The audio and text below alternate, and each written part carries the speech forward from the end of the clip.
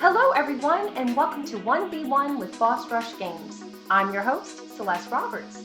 Today, I have the pleasure of interviewing the crew from the Console Gaming Crew podcast, a podcast made by three friends who love gaming, and here they are. Hello. Let's introduce you. All right, so I'm Wes. I am main guy for the social media and stuff like that. I kind of handle the audio and everything else. I'm Andrew. I guess you'd say I set the episodes up, pick the topic, get a guideline out for everybody, and so we all know what we're doing. And I'm Anthony, and I'm the face. I'm I'm the face. He's the Let's talent. put it that way. Yeah, he's a talent. I love it. Well, thank you so much for making time to let people get to know you a little better. You guys are really fun. I really enjoy the podcast. I think I was trying to go back in your queue, and I came across when you were talking about the first Zelda game you ever played, and Wes was talking about Breath of the Wild, and he mentioned how Link was tapping that Zora, and I almost crashed my car because I was laughing so hard. That was one of the funnier things I've ever heard. Now, tapping that fish girl, I think is what you said. I'm pretty sure I did. Now, it's hilarious because I actually saw a meme recently of, the girl and the guy, facing opposite way of each other. The girl's like, he's probably thinking about Mifa, isn't he? And the Zelda sitting there going, how do I double jump this to go ahead and make it? Like, it's something that has nothing to do with her. I just thought it was hilarious. That was one of your funniest moments on this cast for sure. And y'all did a quiz episode recently. I'm a big fan of quiz episodes. Yeah, that was all your idea. Yeah, that surprised both of us. Yeah, I didn't tell any of them that it was happening. Occasionally, if we try to be structured and have at the beginning of the week, I'll let them know what the topic is. We'll bang out a guideline, but sometimes there's just really not much, so we have to get a little more creative. So sometimes I'll just tell them like, hey, just show up. I'll take care of the rest. So I got a bunch of questions. It didn't go as according to plan because it went so long. I didn't think they would end up tied in the end. I thought we'd have a clear winner, and then we had like technical difficulties at one point. Oh, oh my God, I got so mad. Well, at one point we talked about Wes's computer blowing up, and I'm pretty sure that actually happened. yeah, literally right after you said it. It died. Yeah, so I had all my memory was filled up on my laptop, so it basically just said, all right, you're done. Who won that, by the way? You won that, right, Anthony? Yeah, so we're going to have a second one. I think we're going to have another one coming down at some point where I'll go against Anthony and now Wes will ask the question. I gotta make some questions up. Yeah. Did y'all enjoy the quiz? It was fantastic. It was a blast. Fantastic. Yeah. I really think that's something we should incorporate every once in a while. You guys made me super proud because when you're doing stuff like that, the one thing going through my head was, we're a gaming podcast. What happens if I ask these questions and they know nothing? Look, you're right though. Some of it did happen that way because some of them were elaborate questions. But if you think about it, for the most part, I really want to say at least with every question, one of us got it right. So either way, we're still batting 50% there, boys. Yeah. Except for at the very end when we're doing the back and forth thing. Before my laptop crashed, there was a few of them neither one of us got. Yeah. Yeah. That's okay, but I like it whenever I'm listening to a quiz episode because I love it whenever podcasts do quiz episodes. They're just fun. It reminds me of going to trivia nights. And I'm okay if the people don't know. It makes them seem more human, and it makes it seems more realistic. It's more fun, and they can learn from that. Yeah. And I really liked it. So thank you for doing that. Yeah, how many squeaks did you do, Anthony? What'd you say? Over 2 million? Oh yeah, it was like 2.8 million. Actually, I have the book with me that I wrote everything down in. That is actually one of the things that I do enjoy for some reason about our podcast is the squeak counter, which we never actually counted how many times he squeaked. The thing is we still have to get some kind of actual tally. Yeah, we got to get a tally going, and we also need like some kind of button every time it happens. I need a button instead of me going ding. Like the yes button. That or the no button. The stop button that Staples has or whatever. Yeah, that's what we need. We need a button like that. Yeah, something happened to me in my life. I don't know when it was, but puberty stopped like 80% of the way. It stopped at 13, didn't it? So my voice still cracks every now and again. It makes me unique. I like it. All right. Relatable. I'm relatable to a wide range of people. Yeah. Someone that's 13 is like, hey, that sounds like me. Oh my God. I hope. Gosh, I don't ever want to go through puberty again. Once was enough. I just want to finish. Yeah. Well, Well, we ladies have menopause to look forward to. I don't know if you guys. I don't think you guys have anything. Nah. No, we don't. Nah, we we're definitely good. don't have menopause. We're good. Yeah, I think we're done. Well, you're done. I'm not. Well, 100%. Yeah, we made sure we shut that down. I got 2 kids. I don't need no more. Not at all. You sure? You don't want to 19 kids and count it? Well, it's out of your hands now. I don't make that kind of money. Yeah. No. I barely make enough money for 2. We good. You know what's so funny? My mom was telling me that because she was watching that show when it was in its prime. She was like, they assigned some of the older kids to take care of the younger kids because they can't handle it. Well, yeah, that's the way it goes. You got to go like the older one watches the little one. Yeah, eventually, you know what I mean. The older watch the little. I mean, that's how like my older sister always watched me and my little sister. It's time management at its finest. That's exactly what it is. My child's not even here yet, and I already talked to my wife about when he reaches the eventual age that I don't have to take the trash out anymore. I've already cut the grass, all that kind of stuff. Oh, dude, I cannot wait till my daughter's old enough to cut the grass. It is happening. Yeah. So, if you don't mind my asking, how old are your kids? My oldest is 5, and my youngest is 18 months. And my daughter is 4. Yeah. Okay, so you have little babies, basically. Yes, we do. Oh. Crazy kids. Yeah. Right? Oh my God. So I don't have any children, but I'm always curious about this. I've heard that it's good to let your kids participate in things and help you make dinner, help you do chores, even if they mess it up, because they learn. But then there are some days where parents are just like, I'm just going to do it myself because it's faster and easier that way. Where do you strike that balance?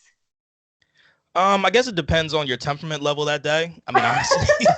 Yeah, no, Wes, you're 100% correct. 'Cause there are days when you wake up and you're like, today's going to be a great day. Like I've had days where I get up. It's a great day. Sophia makes her own bed. I'm like, heck yeah. That is an amazing day. Right, exactly. So that already starts the day off perfect. Everything's going right. You go home, you make dinner, she helps. And then there's days where you're just, it's not Daddy, I want to help. No, I actually want you to sit in front of TV, drink a juice box, and just do nothing. Because I have things I have to do now. But yeah. And that's one of the reasons that I love Animal Crossing on the Switch, because now my daughter plays it with my wife and I. Oh. She's part of the island. She walks around. We try to find her little money bag every day. And she tries to catch all the wasps and everything else. Y'all should make like a little scavenger hunt for her on the island. Yeah, that would be cool. That's a really good idea. I mean, look, she digs up everything. Like my wife has the island set up, with the flowers to cross pollinate to go ahead and make like different colors and everything. My daughter just digs them all up. She don't care. And then my wife looks at it going, "Where is my stuff?" And I'm like, "Don't look at me. I do mystery islands. That's basically all I do on our island." Yeah. And y'all just recently got it. I remember you were talking about it in the Boss Rush Discord, and I was so excited for you because it's a relaxing game. And if you need Hello Kitty stuff, hit me up. I bought the Hello Kitty Sanrio cards, and I can mail them to friends. Oh wow, okay. Actually, Flint just finally came to our island. Flick, Flick. Oh yeah, Flick. So I just sold Flick like 29 tarantulas and a whole bunch of other stuff. I made like almost 600,000 bells. I got a text from Wes last night, and it's funny when you get texts and you know immediately what someone's doing without having to ask. Yeah. I just got a text message that says, "An electric base is 75,000. These, what did you say? These prices, highway robbery. Yeah, this is highway robbery." I was like, "You're playing Animal Crossing, huh?"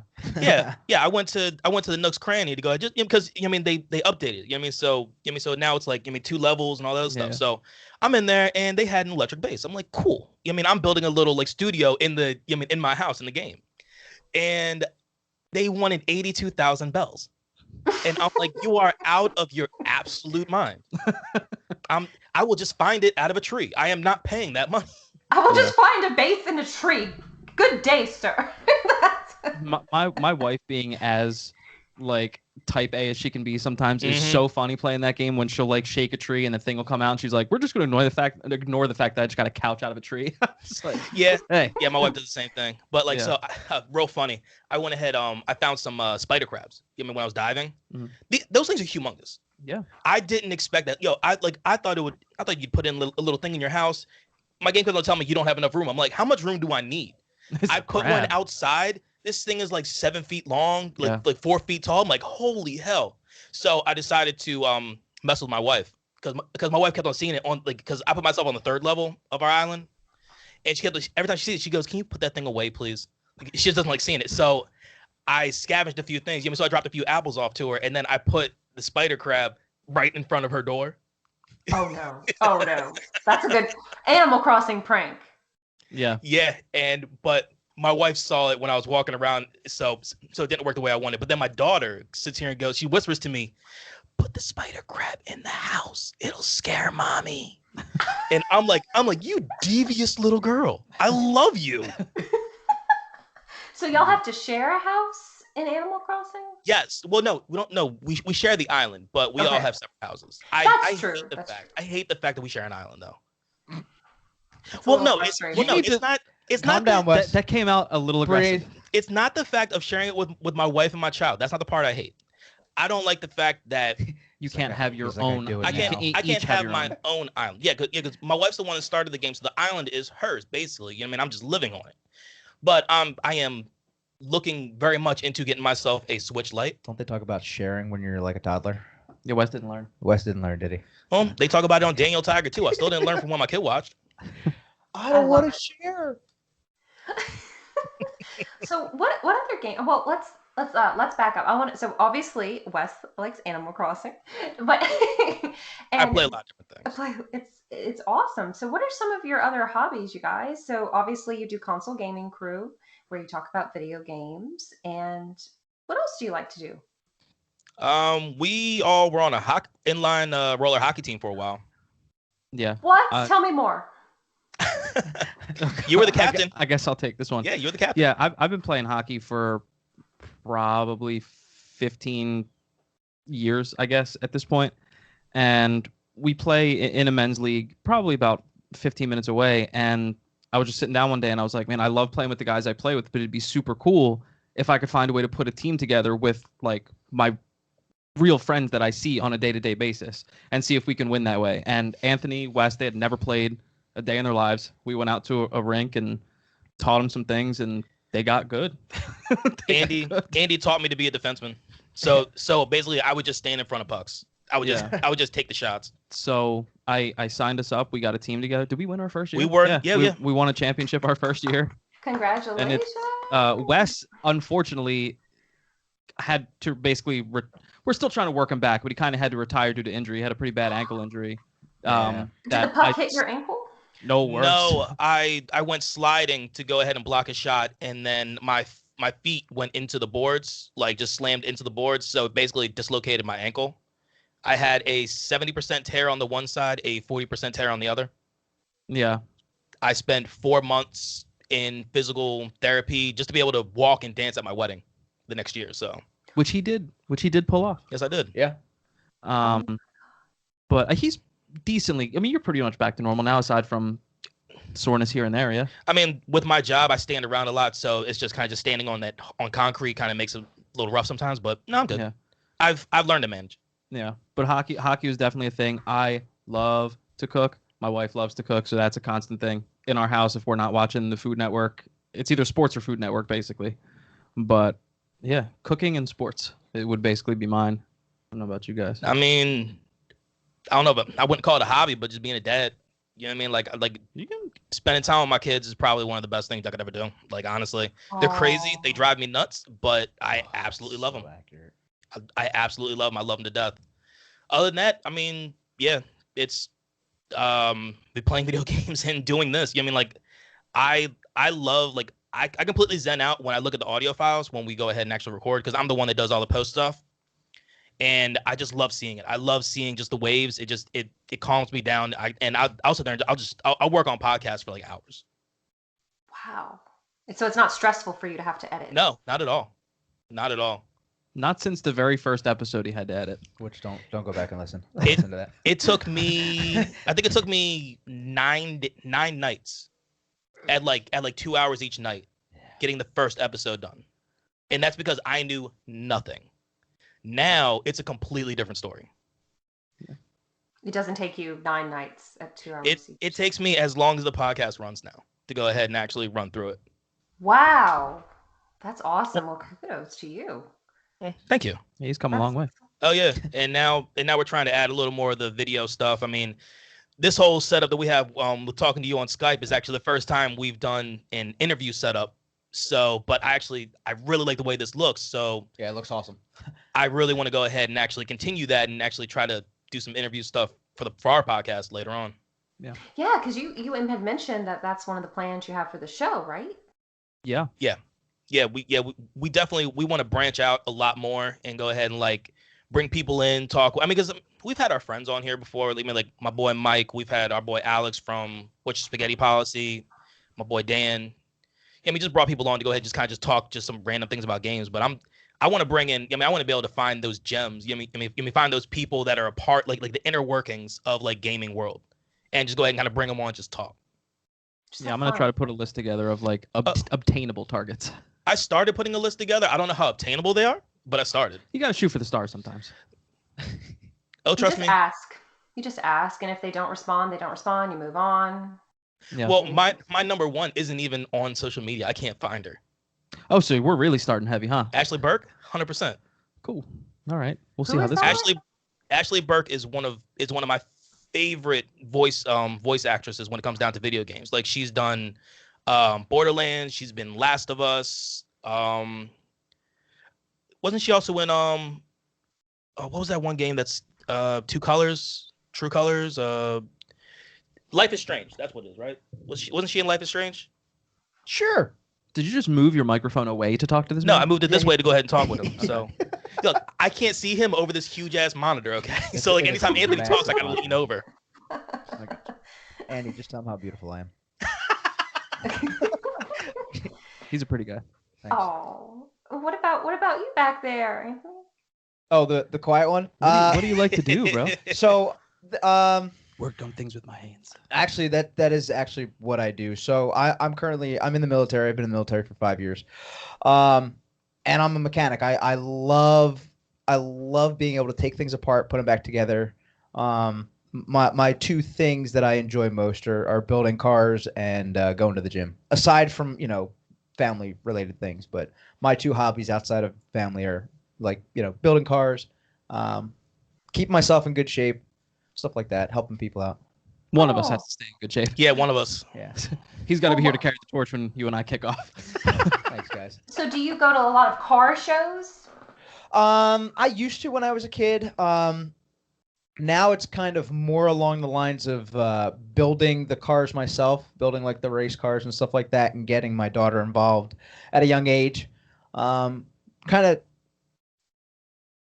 My plan is to steer her in the direction of like cars and video games and stuff like that. And just see what takes. Just see what takes. Yeah, maybe do some mixed martial arts with her and stuff like that. And yeah, I'm just a whole bunch of different things when with her growing up. So you want to make sure that she knows how to change a tire if she's Yes. stranded on the interstate. Yes, I want to make sure that Life skills. yeah, simple life skills, balancing a checkbook and stuff like that. That is incredible. And now you said mixed martial arts. Do you do jujitsu? No. I've had some training that we've gotten through the military, but that's about it. That's awesome. Well, thank you for your service. Thank you for your support. I appreciate it. And you bring up an interesting point, Anthony. I was reading in the newspaper a few years ago that my high school is going to start offering a life skills course. They want. Thank God. How often have we talked about this? Well, so I saw somebody post something online. It was I don't know if it was on Facebook or something like that, but it was a school. I don't remember if it was down south. It might have been, but basically they had a career day, and the career day basically went along the lines of every student got a checkbook that was already balanced by the teachers and stuff like that, and they handed them out, and throughout the day they had to take that checkbook and they had to buy things or basically they would make money at a job throughout the day, and they had to learn how to balance their checkbooks and do stuff like that, pay for skills and all that other kind of stuff. And it was basically a career building day of life skills. And it was one of the coolest things I think I've ever seen. That is awesome. Yeah, it was absolutely an amazing thing that I saw. That's so important because we have Well, I think some of the deepest conversations the three of us have are before we cut the mics on to start recording our podcast. 100%. Like to talk about, we'll sit down and somehow we'll touch on like everything. And we've talked about education a lot where we're like, man, there's so many things I wish that I learned in school. But Absolutely. like, it's like, man, thank goodness I know the Pythagorean theorem. But And that's coming from one of the best schools in the state. Yeah. You know what I mean? And we're still sitting here going, yo, if only they explained like credit. You know what I mean? You know, like, dude, in senior year, they could easily do that type of stuff because if you're going to like college and everything else, you need to know this stuff because you're going to be in debt. Well, so here's the thing, and this is just my opinion personally, and you guys might agree or not, but your senior year, your last year of high school should really be based upon teaching you minor life skills to be able to function properly in the real world. Whether you're Society. going to Absolutely. college or you're going to get a full-time job somewhere. Yeah. Your senior year needs to, my personal opinion, again, I think should be something geared more towards just life skills. A full year of life skills, training you, getting you ready for the world. And that's it. Not college, the world. Not a bad idea. Yeah, I agree. There's, and this is obviously all three of us speaking from a place of we don't set up curriculums. We don't know how tough that is or whatever. But being able to, recognize where the world's going and being able to teach kids about networking and meeting people Absolutely. and stuff like that you really need, because not everyone's going to go to college. So the curriculum has to evolve with society. Yeah. And right now it is finally starting to pick up pace to get to that point. I mean, hopefully it keeps going.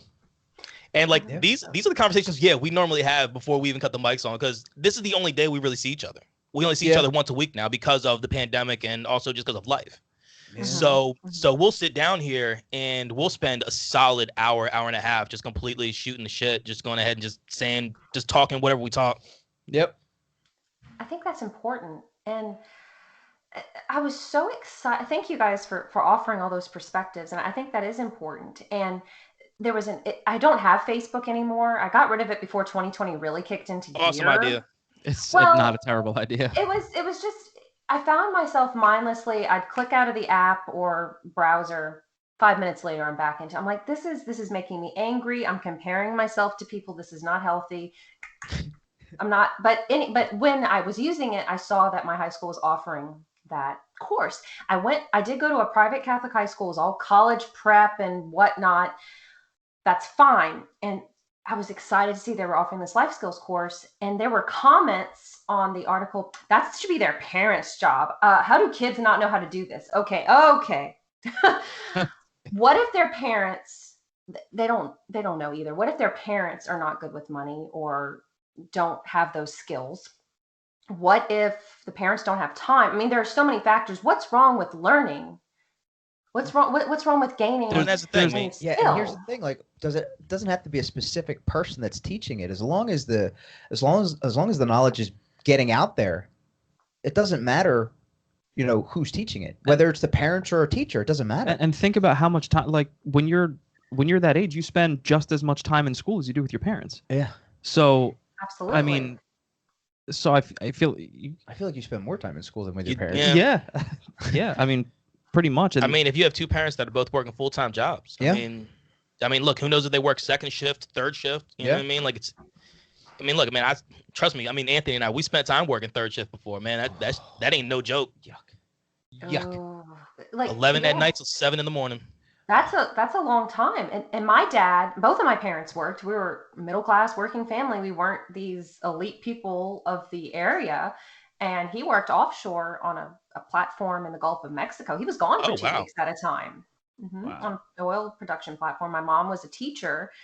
And what would have been the harm? I don't like that viewpoint of why can't their parents do it? Why does the school need to do it? Well, the school's teaching a lot of things. And it may be college prep, but I hate to tell you, not everybody who's going to this school is going to be valedictorian. Obviously, you can only have one. Not everybody going here is going to go to Harvard. Not everybody, and that's fine. That's great. But yes, you're college prep, but there are other skills you need to learn as well. Like I wish I knew how to change a tire. Or there are some people who don't know how to pump their own gas. Seen that? yeah. We've seen that across the state line in Jersey.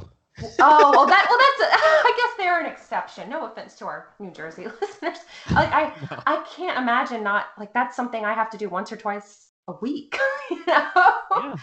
And And it's not like these things would take an incredible amount of time to teach. No. Well, no, like so the big thing about it is simple. I mean, it's simple. When you're done high school, you need to be able to be a positive member of society, correct? Positive functioning member of Yes. society. So in order to be able to do that, you need to be able to know how to go ahead and adjust a checkbook correctly. You know what I mean? You need to be able to go ahead and like be able to pay bills. You need to be able to go ahead and understand that not everything is pay over the phone or pay online.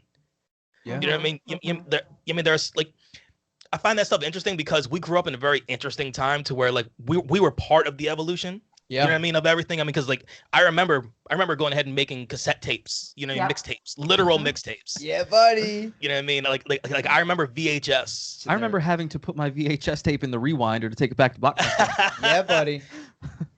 I would love it if they would teach basic investing in high school. Oh yeah. I wish I knew that stuff now. I still don't know it. Investing is completely alien to me. Like obviously making money is great, but knowing what to do with your money when you have it. Where where to invest it, where to put certain things, so Yes. learn about passive income and stuff like that. Okay, yeah. See what you just said right there. I don't know it. Passive income? Don't know it. Well, we can talk about that a little bit later. Yeah. Please teach me. I mean, just basic stuff. You don't have to make it scary. Yeah. I mean, I live. Okay, so I went. My university was in the same town I went to high school, so I lived at home. I was able to save a lot of money that way, whatever. But like you ever think about? Okay, so I'm in my 30s, and sometimes I think about how when I was in my 20s and the money I was making from the jobs I had, it was mostly disposable because I was living with my parents. I shudder to think at how much I would spend at like Bath and Body Works when they had a sale. Or Or you just going out to the bar, going out on a Friday night. I used to eat out way more. Now, I mean, I still saved money, but I could have saved more. I don't regret my memories and my times and everything, but even though now I'm making more money than I did at that time in my life, it's amazing how much more I restrict myself. You know what I mean? Is that making sense? It absolutely makes sense. I sit back and think all the time how much money I would have if there were certain things that I didn't do. I was like, man, if I would have just banked this money instead of spending like $150 to stock liquor for a party I was at. I mean, what do we always say? We've always spent money. We've spent less money on worse things. Yes. Yeah. Yeah, we say that a lot. Yeah. I like that. I mean, the important thing is you learn, and I think it is important to have, I guess, a time in your life where you can be a little bit more frivolous and free and fun. And then there's a time where, okay, now I have a house note or whatever, and kids, things I have to think about retirement. Did y'all? Okay, it was on Reddit, and I had never thought of this way because both of my parents are retired, and I have a retirement plan I'm building up. Apparently, retirement is not an old concept; it's fairly new. Yeah. My mom was actually just talking about that. Oh, was she? Yeah. Now I wish I paid more attention to what she was saying. It wasn't that I wasn't paying attention to my mother. It was just we were at work. Right. We were at work. I don't know. That made me sound horrible. But It really did. I hope she listens. I love my mother. What did she say? She'll listen. Like she was saying that 401ks are pretty recent or something, or It was basically that they were newer than you thought. Like for people who think that it's a concept that goes back hundreds of years, they're mistaken. But true. Even health insurance is not that old. Yeah. Never thought about that, honestly. But revisiting real quick, something we were talking about before with like education and stuff like that. I also do understand the flip side from teachers and stuff like that because of the fact that they already have so much on their plate and are so underfunded. And, at the point now where, it's a lot more is on the parents to buy certain things because the schools don't really have the money to provide for them anymore. Yeah. So I'm not, I didn't want to sound like I'm coming from a place where you can just snap your fingers and, change everything the way it needs to be. Like I understand that it's something that probably will still take a lot of time to do. Well, I mean, because they don't get a lot of money. I mean, and the job that they do for the money that they make is pretty astounding because absolutely they're literally teaching the future. You know what I mean? Yeah. You make a great point, and a lot of those service type jobs, the salaries are are horrendous. Like there was when I was looking for my new job, different things not even in my field would pop up. There's a place around here that was looking for someone with a master's in social work and like 5 years experience. Salary $28,000 a year. Whoa. Sheesh. If you have a master's degree, you need more than that just to go ahead and just pay the damn degree. You need like 6 figures just to be able to pay your thing if you didn't go on scholarship. My God. Yeah. Yeah, they wanted it was a social worker job, and I don't think people sing the praises of that field enough, and they take care of things that a lot of people don't see or deal with in the daily life. And 28, like, okay, are they expecting this person to have a partner who's bringing in a significant amount of income to supplement that? Because when I think about how much my bills are, okay, and 28,000, that's pre-tax too, pre insurance, any premiums. And I laughed when I saw that. I was like, good luck, really good. I mean, I guess that's all they can afford to pay. I have no idea. Yeah, that's nuts though, man. It's crazy. I know. Well, I realized we didn't even start talking about your podcast, but thank you for that. This is kind of what we do sometimes. We just completely go off track. We love just talking, about anything. We were having a fun conversation before the recording ourselves, actually. Yep. Which I like that. This whole point of this is it's behind the curtain, chill out. But how did you all meet? That's something I would love to know. Let's see. I've known Andy for over 20 years. Yeah. Did you meet me at the restaurant? Yeah, I think I did. Yeah. So Andy's mom actually owned a restaurant in our back where we grew up, which is literally 10 minutes away from here, but still, I say back. Yeah, we're all still in the same area. Yeah, we all are. And I worked there just to go ahead and tending tables, all that sort of stuff. And I knew some of our other mutual friends, and then that's how I got to meet Andy. And then everything kind of went off from there. Yeah, my mom had this restaurant, which, funny enough, outside of Anthony, because I didn't meet him until later on, but like every single one of my friends worked there. I never worked there. Yes. I never worked there, but all of my friends did at one point. But yeah, we spent all the quarters that we got for our tips. She owned a restaurant and this was a restaurant called Spanky's Place. When you're going to school and kids find out that your mom works at Spanky's, you get all sorts of jokes because they don't know what it is right away. But that is how I met Wes and a lot of friends. And Anthony, I met when I was 21, right? Yeah. Well, so. Oh yeah. Well, actually, we can tell the story. So yeah, here's a funny story. So my wife now, at the time, we 18 went to the Andy and my wife went to the same school. We went to their prom. Now, at that time, my girlfriend was wearing the same dress as Andy's. We had the video to back up everything that I'm going to tell you. Yeah. Andy and I had the same exact tuxedo on. Same tux, same colors. Same colors. Also, Andy and I were dancing back to back the entire night. And we didn't know each other. And we had no idea that we were gonna like. We hadn't met yet. I just knew his wife, and then I actually met him a few years later. We do a lot of all the 4th of July parties are usually at his house. And one year, I think Wes was talking to Anthony about me, just like, hey, is it cool if Andy comes? And I came, and that's that. So I've known him for 21. It's like 20. 12 years now. 21, yeah, something like that. But it is weird to think that we, as close as we are now, had no idea who each other were in high school, yet we wore the same tux. Our dates had the same dress. Yep. Is the weirdest thing. And again, all this is documented on video. So, yeah, it's true. Yeah, we have the video. For anyone who doesn't believe that. And now Wes, I met Wes through my wife. I knew your wife for a long time before that. They literally grew up together, same schools, everything. And I met Wes one day. She was like, I'm gonna go hang out with Wes, and I was like, who is this Wes character I keep hearing about? Like, I've never met him. I was like, all right, cool. You're going to Wes's. I was like, see ya. And she was like, well, why don't you just come with and meet Wes? And I met Wes. And after that, Wes and I were just like, oh, yeah. We inseparable besties. Pretty much. We hung out. Aww. I don't know how many times we would literally just hang out. And I would tell my wife, I'm going to Wes's. She's like, can I come? I was like, no, it's me and Wes hanging out. Even though he's like your friend too, Yeah, so I've known Anthony over 15 years. Yeah. Wow. That's awesome. Yeah, Y'all 'cause, have such good camaraderie. like a lot of our like base group that we ran with for a long time, we all basically started running together since we were like 12, 13 years old. So Yeah, and the crazy thing is, like, I've known like kids like Ned's. yeah, I didn't even know you guys knew him. yeah, he knows. Grew up, Yeah, he knows everybody. literally grew up with him. We were like 10. Yeah, I think the fact that we've known each other for so long, I think, is what really helps when we do our podcast, because everything's super organic. Nothing is forced. We're not looking for ways to be funny or do a joke here. Like Okay, when I say this, you say this. Yeah, we don't. It's just everything is. We basically just talk exactly how we do in our normal lives. Just off with mic, microphones and headphones. with a microphone in front of us, and it's nice when it's super organic. You don't really have to think. It makes it easier and more fun.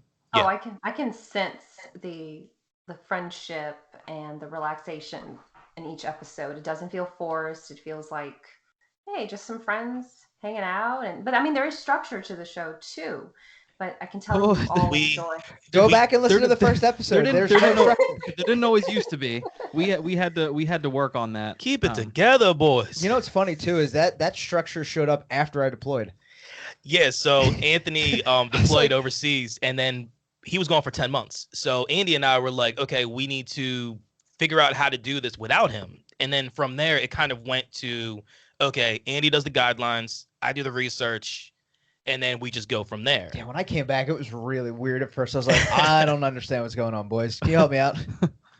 Yeah, and then working him back in when he came back I actually thought it was going to be a lot harder, but it was actually pretty seamless. Yeah, it was. So what inspired the idea to even start this podcast, and the name, the logo, everything? Tell me everything. So we were hanging out at my boy Clyburn. He's been on the podcast before. He has his own podcast. And we're hanging out at his house one time for a barbecue. And he was talking about his podcast because they've had theirs for like a year and a half longer than we've had ours. And I was just like, I would love to do a podcast. That would just be an awesome idea. And then we're just kind of just branching. I was kind of just thinking about like, well, what would we call it? What would we think about? What we do?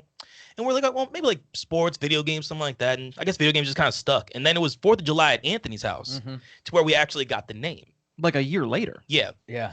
Yeah, because then we were like, okay, fine. It's because I started doing research. I started doing research on microphones and headphones and what I would need and yada, yada, yada. And then I go, yo, I'm like, do you guys still want to do this podcast thing? Because I'm ready for it now. Now, also, don't forget, we were highly not, I mean, we were intoxicated highly. Inebriated, Yeah. absolutely. Yeah, we probably weren't in our right mind to talk about it initially, but It was a great decision, though. Yeah, the time that it took, it's not like it's an idea that we had and then, overnight it happened. So the initial concept, like Wes said, was like a year prior when we just threw the idea out, hey, it'd be cool to do that. I didn't even know, that was back when I didn't even know what a podcast was yet. It was when they were really kind of first starting. Yeah. I was like, what exactly is a podcast? So like, oh, we just talk about what we normally talk about, but we record it. I was like, okay. We left that idea for a year, met, the next year at Anthony's house, and like Anthony said, we were all a little inebriated, sitting at his dining room table. And Wes is so like, good, though. Wes is like, why don't we do this? So we started brainstorming names. We knew that none of us played PC games. It just never happened. So we were like, we know we're a console-based group. And I think we came up with a couple of the names then. And that was when Wes was then like, well, why don't we build the studio in my basement? So it was probably only 2 weeks later that we were demolishing part of his basement to build the studio that we have now. And it's a very, like, the podcast is the only place where the three of us can be productive together.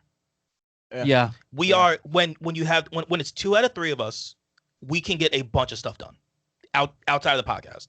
If it's all 3 of us, we will spend 7 hours on trying to work on something and basically spend only half an hour actually working on it, because we shoot the shit. We joke around too much. We don't get anything done. No. Yeah. Never. When we were building this studio, any day that only 2 of the 3 were here, so much got done. When all 3 of us were here, it was. I'm pretty sure like the very nothing got first done. time that I was here, you were like, we got to take this one wall down. And I decided that I was challenged to run through the wall to take the wall down. You did Oh, not. no, he did. I ran through. I ran through the wall. I have the picture to prove the aftermath. Yeah, it was Yeah. amazing. I picked up this big old hammer, and Ant's like, we don't need that. And he just Right ran through the wall. ran through the wall.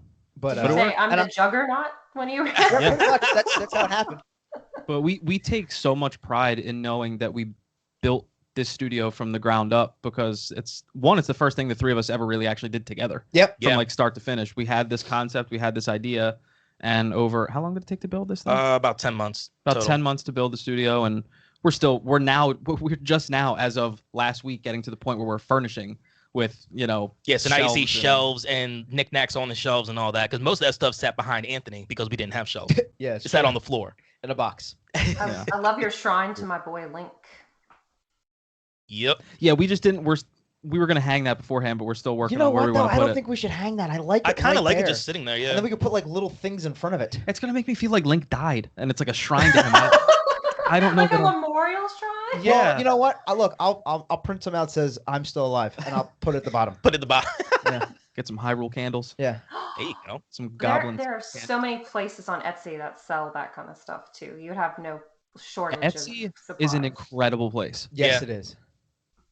Yeah, They that's have some awesome. creative people that sell things through Etsy. I've ordered some wax melts, like either Nerdy Nifties or Nerdbird Creations, and it was their interpretation of Hyrule Field, what it would smell like, and it's like that, like clean grass, freshly mowed grass. Oh, that sounds smell. nice. I was only kidding when I said this. I didn't know this actually existed.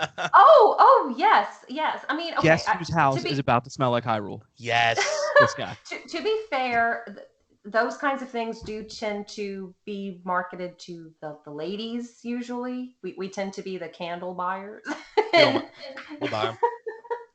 There like is a solid there is candle. no shame in my game. No, I like a solid candle. The amount of money my wife and I have spent in Yankee Candle is embarrassing. Did you Okay, buy favorite- stock in before? You I bought stock in should them? have. Yeah, you should have. I should Should have have. bought stock in them. But I didn't understand stocks then. Oh, fair. What kind of scents Back to do what you we're talking guys about before. like? Type of sense. Well, I mean, if I go by the Yankee Candle thing, like I'm talking about, like Midsummer Night is probably one of my favorite ones. I love that smell. It's just kind of just. I just know that whatever ones my wife brings home, they always smell really I don't good. know. I like tropical and like anything like you ever like cucumber melonish style Yeah, stuff. I get what you're just, saying. It's so refreshing. I learned that I'm It's actually very crisp. Yeah, thanks, Wes. That's the word. I've learned that I'm terrible at picking scents because when I'm out shopping with my wife and we get to the candle thing and she says, smell this one, smell this one, smell this one, I'm like, I swear you just gave me the same three. Well, see, that's no good for me now. Now I can't even go to the candle store anymore. No, touche. Because they smell the same. Well, no, I had COVID during Christmas, so my smell still hasn't come back yet fully. You know what? You could taste them. See if they have a different taste. I'm pretty I'll sure let you know. I'm pretty sure it's frowned upon to walk around licking candles. Just saying. I mean, Bring I would. Bring a Try. toothpick. And just scrape a little bit off the top. Look, ain't no shame in the game. I'm ready to try. Attaboy. so are y'all big cologne wearers? No. No. For nice evenings, if we go out to dinner or whatever, my wife likes it. I've always been I forget who makes it now. It was very sexy for men. I think it was Victoria's Secret actually. Mhm. Oh, I remember that scent on you. Yeah. I also wore going out to dinner with Anthony. This conversation got interesting. Hey, look, don't forget I proposed to you like 7 years ago. You did say yes, by the way. Yeah, we actually have a funny picture on our social of the day. I mean, I was I best man at your wedding? Oh yeah. Yeah. I was best man at his wedding. He was best man at my wedding. But You've been the best man at everybody's wedding. yeah, that's true. You're a co-best man at mine. True. Appreciate that. But yeah, we have a picture of Anthony down on one knee proposing to me. With It's the a- ring? Yeah. Yeah.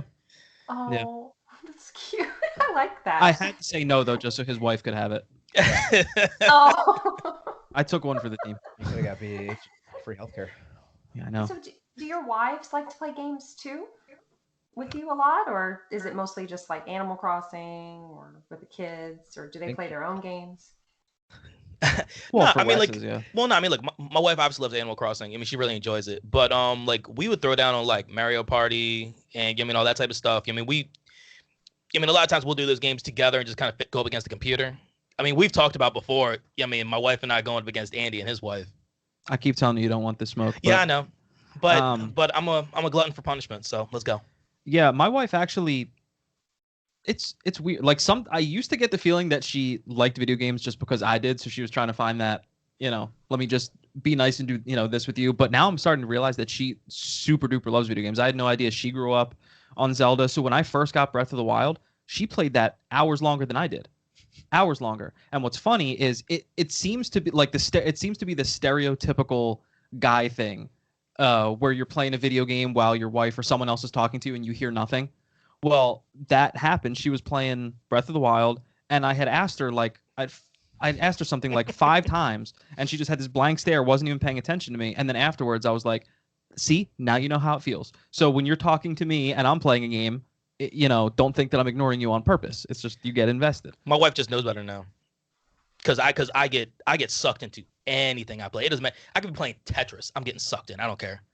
And she knows not to ask me questions because I'm not hearing anything. Yeah, my wife loves a lot of the old stuff though. So sometimes I'll come upstairs and she'll be playing like Donkey Kong in the living room or older Mario games, stuff like that. But she actually does really enjoy playing them. That's awesome. Yeah, no, my wife not so much. I mean, she plays video games every once in a while, but the only video game she's gonna play is anything Mortal Kombat related. Who's her favorite character? Hers? I have no idea. I'd be lying if I told you. I don't know her favorite character. She seems like a Scorpion chick to me. No, she doesnn't like Scorpion. Really? So No. you know the one character she doesn't like? Oh, who's the one with the big mouth? Is that Melina? The pink. Yes. Yeah, Melina. She likes her. That I know she likes to use her. She's like, she's quick. What are those weapons called? There's a name for them. Melina, it's like these little knives. They have like little side pieces, and there's a knife. The Sai? Yeah, I think it's called a Sai. Yeah, they're Is that called what Sai. it's called? Okay. What Raphael uses in Yep. Raphael and Teenage Turtles. Mutant Ninja Turtles? Yeah, it's a Sai. Okay, because as a kid, pink was my favorite color, and I was like, oh, Melina's so cool. And then she took off her mask, and I was like, whoa. Whoa, can you mask back up, please? You're right, it Get is this Sai. one a toothbrush. Okay. Dagger Light Sai. Yes. Thank you for that. I never knew what they were called. I was like, she has little knives. That's cool. But Katana is my girl. Katana. Katana's a good one. Katana's a savage. Katana is, yeah. Princess of the Underworld. Well, I like that she's a princess. She that was cool to me. But the fans, I had never seen fans used as a weapon, so that was really fascinating to me. Yeah, that was really neat. I mean, especially with something you would look at and see as like so dainty. You know what I mean? You mean just extremely feminine as those fans were going to just put on yourself, and then you have She these will knives just decapitate come you with off, them. and then Yeah. just fling them up like this. You start flying in the air. Yeah, dude. Liu Kang's always been my guy, but that's because I'm an enormous Bruce Lee fan, and that is just an easy transition. Let me think. Sector was one of my favorites Sector? from MK3. Jax. You know what I mean? Look, obviously representations. You know what I mean? So I saw Jax. I leaned towards him. I mean, it's just kind of a thing. He's cool. I love his arms. Yeah. Yeah. And Baraka With the big long, with the arm knives. yeah, The Cyberpunk. Yeah. yeah. Yes. I love whoever makes the voice like Baraka wins. Oh, that Yeah. that dude is a legend. Yeah. I need to work on that. I need to try to get that on. Yeah, because I mean, think about it. He's the voice behind it, and Finish Him has to be one of the most like iconic video game lines ever. Yeah. So, Or fatality. Oh my god, that was so good. yeah, that actually was really good, by the way. I have those rare moments like the Morgan Freeman. Jeez. Wes has the ability to randomly transform himself into other people sometimes, and like very, very well. As long as he's not trying.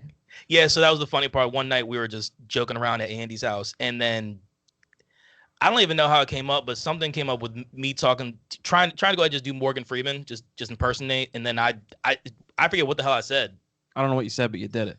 and Yeah, it was and actually Andy and I lost our yeah, shit. yeah, those two absolutely went ballistic. It was pretty funny. It was the craziest thing I've Can ever you try? Can you try again?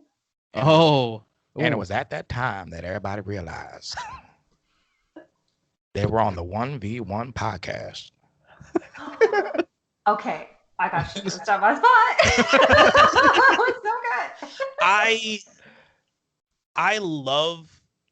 I love making voices. I love creating voices. Like when I read Dr. Seuss books to my kids, like I make different like Fox and Socks. Fox and Socks is probably one of my favorites because I always create different voice, like Green Eggs and Ham. Like I like making my kids laugh. So, but I mean, I like doing voices way before then. that's why we've been talking about doing voice, trying to turn this into like a voivoiver. Yes. Use this as a voiceover studio and mess around with some voices and see what we can make out of that. Yes, because it is. I'll fully say it. I have an obsession. I have an obsession with voice acting, and like I'll watch something and I'll go, I know that voice. I know who that is. And then I have to look it up on IMDb and I'm like, yeah, that's who it is. And they go ahead, they did this, and this. Because like, I mean, I like as everybody else from the 90s, I watched cartoons like insanely. You know what I mean? So like Animaniacs, Pinky and the Brain, Teenage Mutant Ninja Turtles, you know what I mean? Transformers, Don't you leave out X-Men, Gargoyles. Batman. What'd you say? Gargoyles, bro. Oh, Gargoyles, absolutely. Oh, Daughter just started watching that. Yes. I'm such a proud dad right now. oh, it She was loves so good. Oh gosh, it's It was the So- first thing I watched on Disney Plus. Yeah. And I watched the entire season all over again, or just the whole run of it, the whole series. So good. have y'all seen the new Mortal Kombat movie yet? I think it just came out yesterday. Those two have. I Yep. haven't yet. Yeah, I Watched it watched- last night. I watched it last night. Yeah, Anthony and I were trying to talk about it without giving anything away because Wes hasn't seen it yet. Is it good? I liked it. I also enjoyed it. Yeah. I didn't like one part of it, but I'm not going to speak Yeah. too much onto it because I don't want Don't to blow spoil it. it. Yeah, I don't want to blow. Splo? I don't want to What blow the it. Hello? You don't want I don't want to blow it for nobodies. That's another thing we do a lot. You mean blow and spoil? That's exactly what that was. You're blowing I- through it. So is it better than the 90s ones? That's what I want to know. Yes. Oh my goodness, yes. Yeah. Absolutely. 100%. Not even a contest. Those ones from the 90s are only, I mean, that's all we had. I So feel we like, kinda yeah. had to I feel like them. this one was kind of like a little bit of an origin story, though. Well, yeah, man, it's Yeah. complete Yeah. revamp of the whole thing. It It's, looks it, good. it was good. It's worth the watch. It's It's definitely 100% worth worth the the watch. Speaking of voice actors, I used to freelance for a local magazine, and I was interviewing a local musician, and they were practicing at his house, and I got to meet his wife as Mara Juno, who is a voice actress, and she voices Sindel in the latest Mortal Kombat, Oh. What? and she also has voices in a ton of games. At the time, she was telling me she was doing a lot of Walking Dead, and she was showing me her studio in their house. So nice, one of the nicest people I've ever met. So down to earth, just talked about everything. That she doesn't live around here anymore. She lives in California, but Yeah, like that's like honestly that is one of the greatest things about, I mean, especially right now with voice acting, where like you can literally do it anywhere. mhm. It doesn't matter. Like yo, like we could go ahead and do it here. Like it. I mean, it is such an easy setup to go ahead and just create a demo to go ahead and just put out. I don't know that I would ever get tired of it. Like, imagine with how much we love games. Imagine hearing yourself in a game. How cool that would be. Now I will also Yeah. say that, I mean, like Well, then if again- we got put in like a Call of Duty game, that would actually go ahead and completely thrash your voice, because everything you're doing is stuff like reload, Yeah. look left, Yeah. look right, and then Yeah. just all different iterations of that. Yeah. So I mean that would probably destroy our voices, but it would still be fun to hear. I would love to do like an older style game, like an RPG, like something where, with knights and stuff. That's some voiceover work I would love to do. I took an arrow to the knee. Yeah. That would be you. Yeah. I would love it though. Now, have any of y'all ever done any kind of acting, like stage or some kind of theater before? Has that ever interested you? I did theater in school, like in Oh, in elementary, junior high, and high school. I did a little bit of theater. I did like 3 or 4 plays, but I wish I did. yeah. I mean I sang. I mean I was part of the select choir in our school. I did that too. But I wish I was more into I mean, in high school I played sports, so I mean that kind of interfered with like theater type stuff. I mean I was in church choir. That's about it though. Attaboy. I appreciate that. Praise him. It was fun. Theater is it's a lot of fun, but it takes up a lot of time too. Yeah, I would have loved to have done it though. I would have loved just to branch out and just check it out.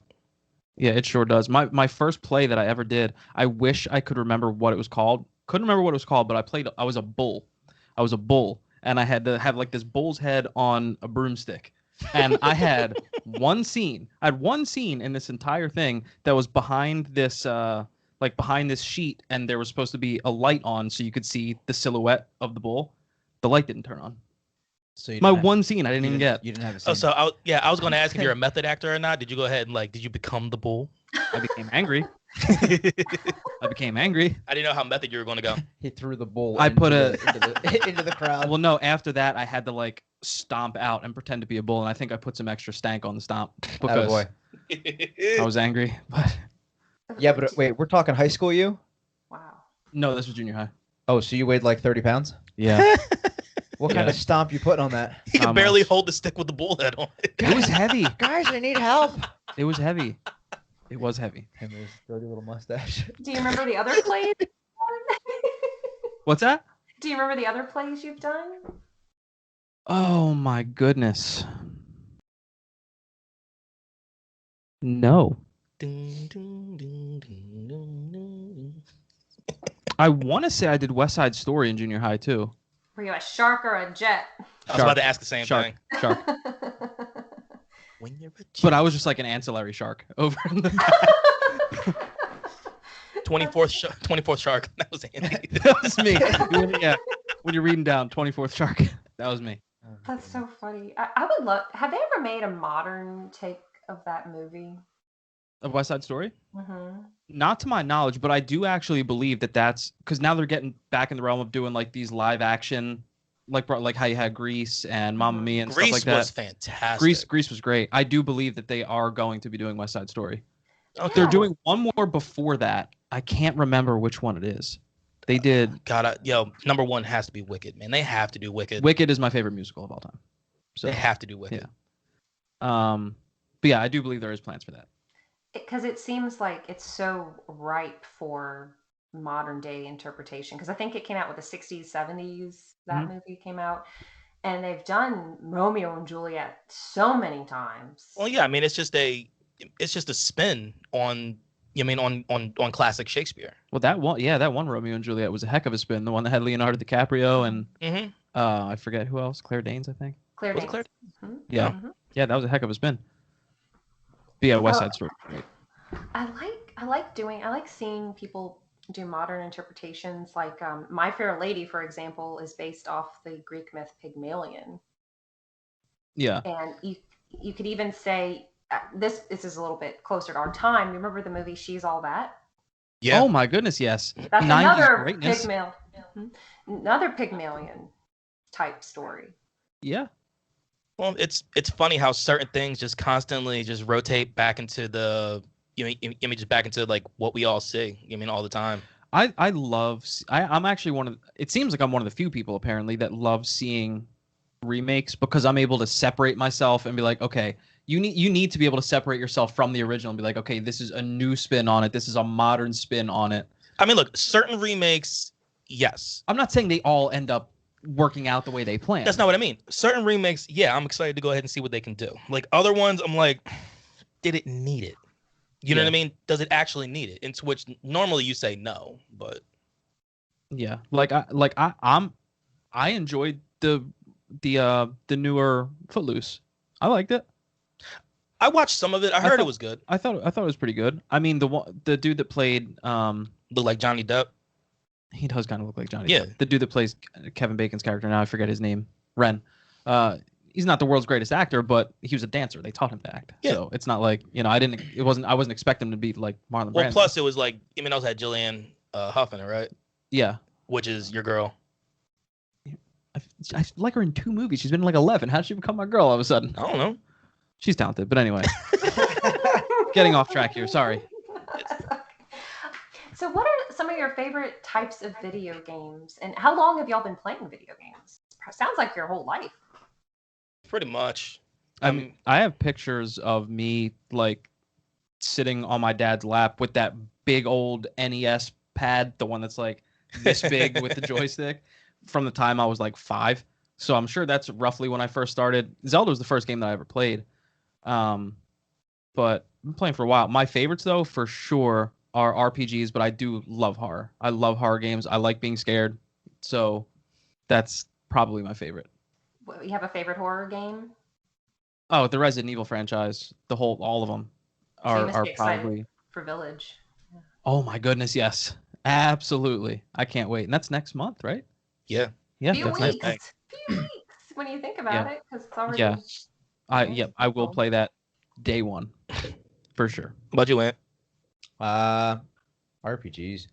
Just like you, I like RPGs, but I really like single story or single campaign story based games. A great story. Yeah. I am a sucker for a fantastic story, and it doesn't have to be RPG based either. I need a game that is just going to pull me in and just keep me there. Yeah, I mean, how often do we talk about that? That a great story can make up for so much other stuff. Absolutely, 100%. Graphics not being the greatest, voice acting not being the greatest, but a great story that sucks you in. Yeah, well written story on a video game is where I'm at. I think I have much more into the looter category, looter shooters. Like, I mean, obviously Borderlands is like my number one series.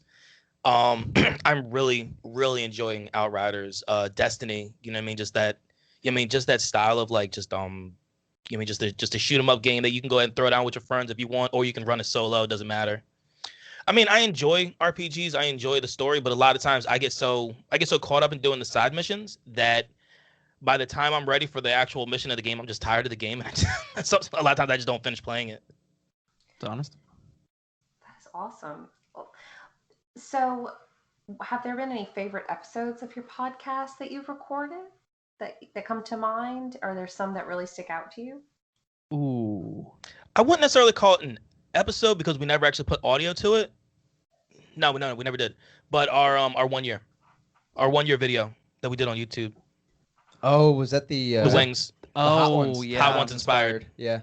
Yeah, That was fun. That was a lot of fun deciding to do a Hot Ones inspired episode for our 1 year anniversary of the podcast. That hurt. And hurt. I mean, and All the way through. I bitched out. You know what I mean? That You know hurt all what I the mean? way Two through. from the end. So Yeah. I made it to the dab, and then that, or not the dab. I made it to the bomb. Yeah. The bomb, and then I dropped out. That was a fun episode for me.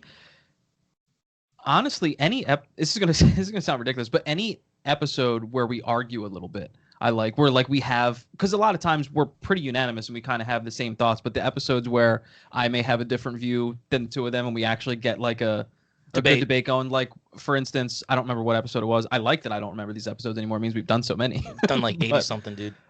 We had an episode where we were discussing Microsoft's purchase of Bethesda Studios, and I just remember I had a different view than they did, and we got like a really nice debate going about it. So I like that. I like being able to debate sometimes. I'd have to say mine was actually my very first episode back from the deployment. That was a great one. It felt so nice to be back in the room with the guys that I mean, I literally a handful of times I got to see him through a FaceTime and stuff like that.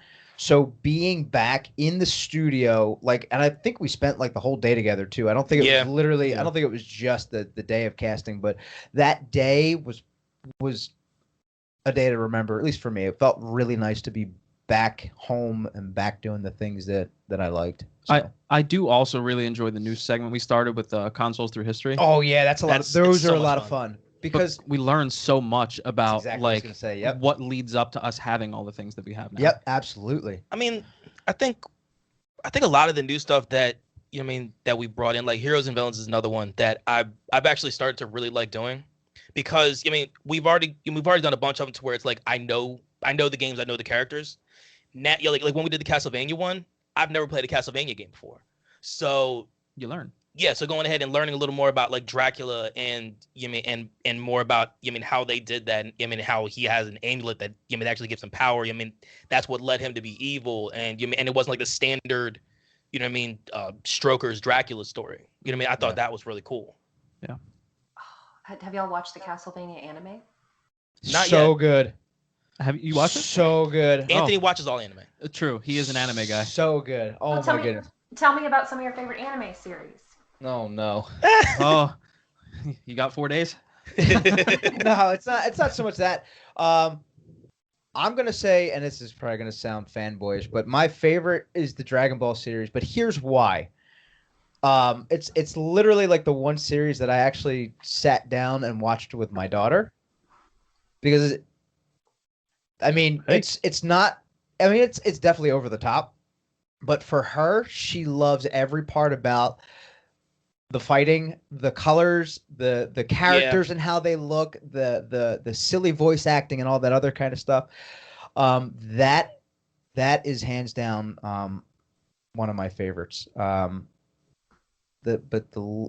have to sit down and like draw up a list for you. There's so many, I'm sure. There is a lot. There's another one that I like. It's all about food called Food Wars. There's an anime Really? called Food Wars? Called Food Wars. What? I feel like I would like this. You would like I it. love food. You would like it. It's a very good anime. I like a lot of the animes that they're starting to bring to Netflix, which is actually pretty cool.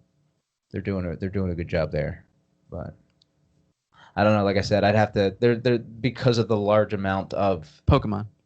There you go. That'd be mine. There you go. Pokemon was solid. I mean, especially first gen. It's also the only anime I've ever watched. So. And my daughter's watching that too. She loves it. Her favorite is Pikachu. If you're curious. course. Shocker. No surprise there, huh? Yeah, well, Pikachu's like everybody's favorite at first. Yeah. that's true. That's true. Yeah. Now, Andrew, I wanted to ask, you said you like cooking shows. Are there any cooking YouTube channels that you like, or? Oh my goodness, is there? Are so, there? so we're going from, oh my goodness, anime, oh my goodness, cooking shows. Yeah. There's a channel called Binging with Babish. Okay. Well, it used to be called Binging with Babish. I actually think it's called like Babish Culinary Universe or something now, where this guy, I think his name's Andrew. I'm pretty sure that's his name. Funny enough. He started by taking iconic foods from different TV shows and making them. So even like he made the Krabby Patty from SpongeBob. He even made like in the one episode where SpongeBob makes this huge Krabby Patty for, I think his name was like Bubble Bass or something. I think I watched an episode of that with you. You definitely have. You definitely have. But Awesome show. now he also makes other stuff. So we watch that. This isn't necessarily. I mean, it is food. I do watch Hot Ones. They're just eating wings though. So That's more of the conversation than the food. It is more the conversation than the food. Yeah. But Binging with Babish is probably my favorite. But then it's just, watching videos from different food shows that I like on TV, like watching different clips from Kitchen Nightmares and, Restaurant Impossible, stuff like that. Anything food, I'm in there like swimwear. I'm excited. So, yeah, all of it. What about you, West? Are there any kind of shows or YouTube channels you enjoy? YouTube, I'm random as hell. Well, no, seriously. You watch one video, then you're in the black hole. Yeah, buddy. See, a lot of that happens with me when it comes down to like deep sea. You know what I mean? Like squid and like sperm whales. All like angler fishes, all that stuff like in the deep black oceans. But I'm basically nostalgia. Like I'm a '90s kid. Like I was talking about before. I've rewatched like so many of the different series from when we were kids. Well, you're also a big fan of like history stuff too, right? Like you loved watching stuff with on Discovery and all. Oh that yeah, stuff. I enjoyed learning. I always want to go ahead, just pick up on something and learn something new. And I do that with my kid, because going back to Animal Crossing again. You have the fossils that you go ahead and you curate, and you find some of those, and then my daughter finds one, and then I'll explain to her what that dinosaur would look like, because when I was a kid, being the nerd that I am, I wanted to be a paleontologist. You know what I mean? If it wasn't a paleontologist, I wanted to be a marine biologist. All this stuff always kind of rotates back for me. Like yesterday, my wife caught an oarfish in These things are big, dude. Yeah, in Animal Crossing. So she showed a picture to my daughter, and then I explained to my daughter how old oarfish actually are, and they've been around since dinosaurs, dude. And they can easily be over 90 feet long. It's dope to be prepared with those answers for when Yeah, your kid asks you. And I guess I just love having bar knowledge. I guess is the better way of putting it. You know what I mean? You mean stuff you'd hear from just an old drunk in the corner? Are you going to be an old drunk in the corner one day? They have some of the best information.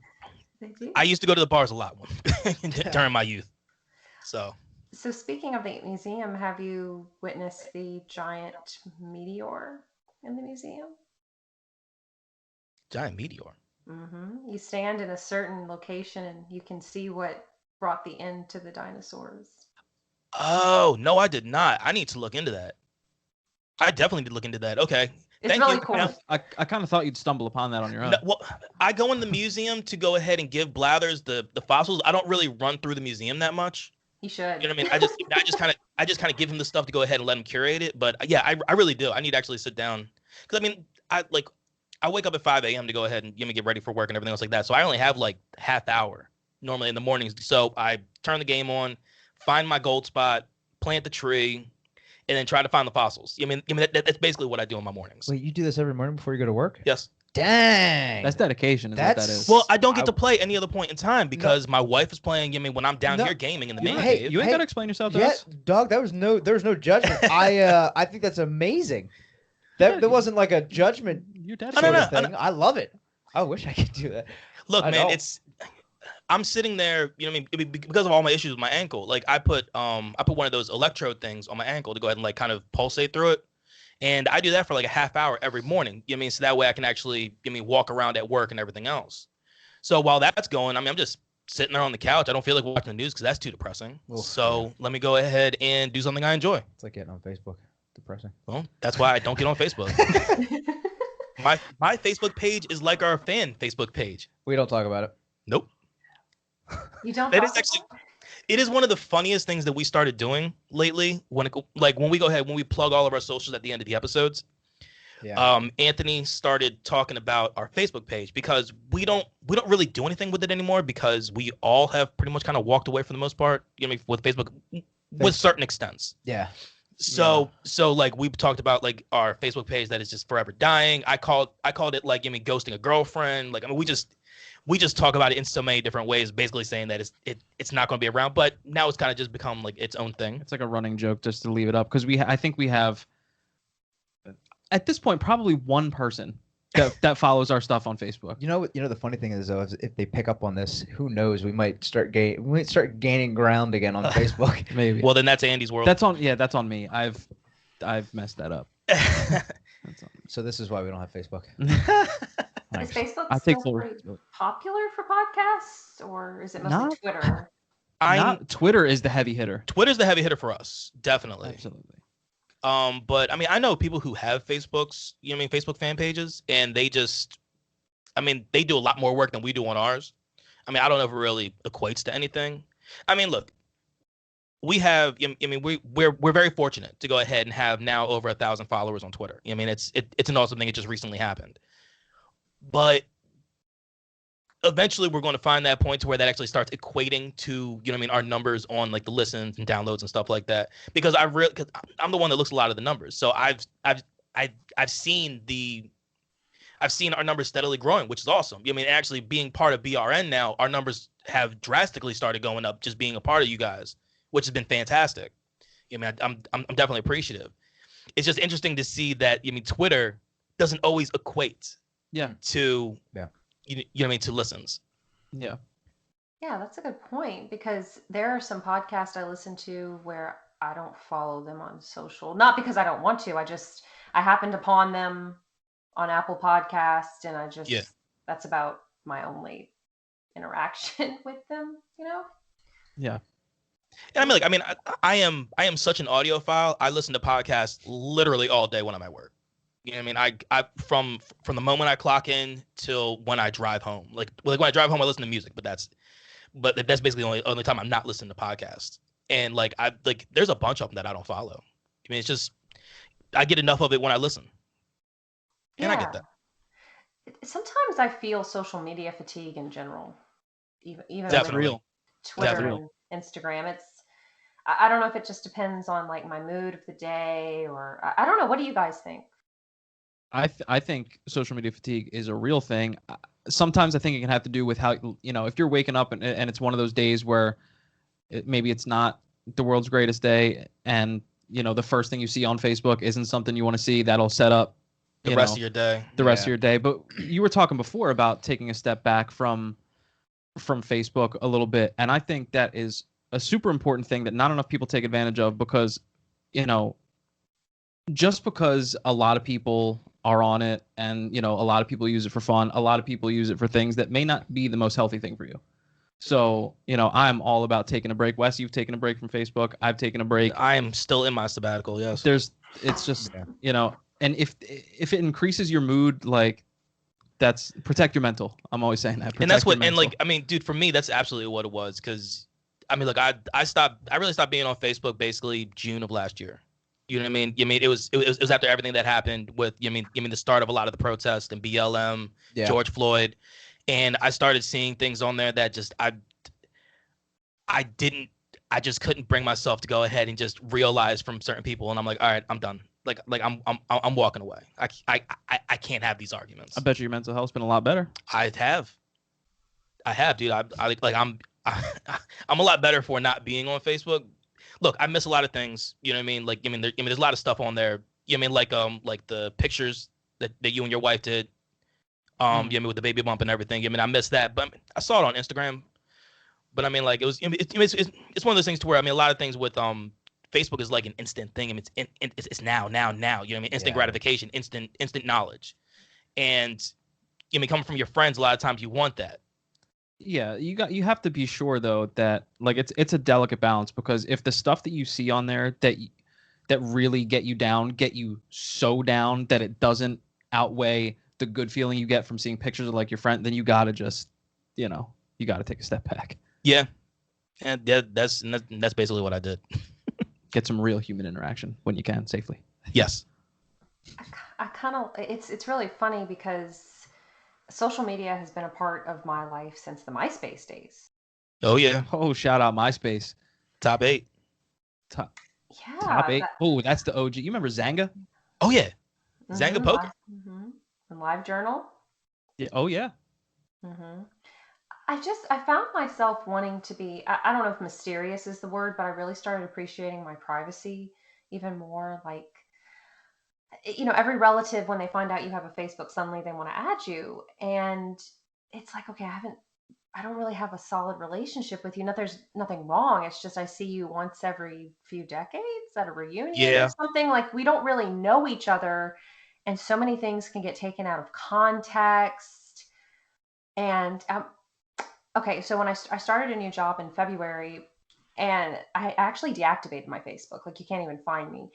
And it was so funny. Some of the people at my job were like, I tried looking for you on Facebook and I can't find you.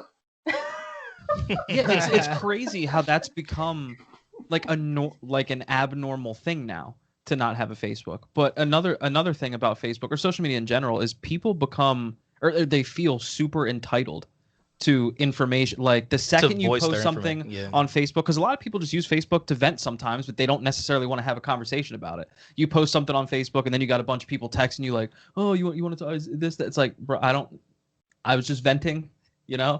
Like everyone feels super entitled. And yeah, that whole I couldn't find you on Facebook thing is so nuts to me. It's like, this is where we've gotten now.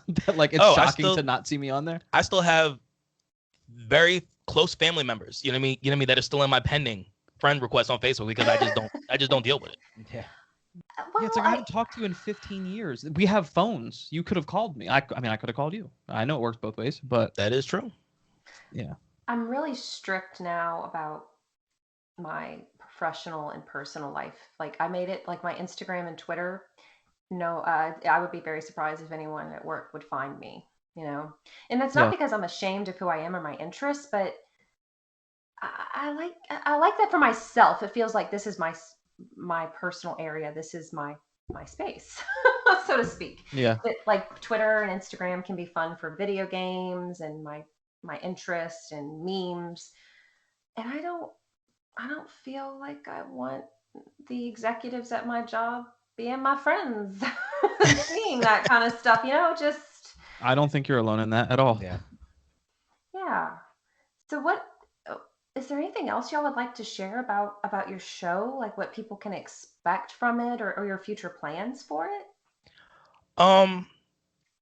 What people can expect is basically what we've been doing. I mean, we continue to evolve on the episodes, like dropping in those like concepts through history things, stuff like that. Like Andy and Anthony just keep on creating these great topics to go ahead and be like, yo, why don't we do something like this? I mean, most of what I do is pre and post. You know what I mean? Like we basically figured out how the system works. And he talks a lot. I talk way too much. A lot. Way too much.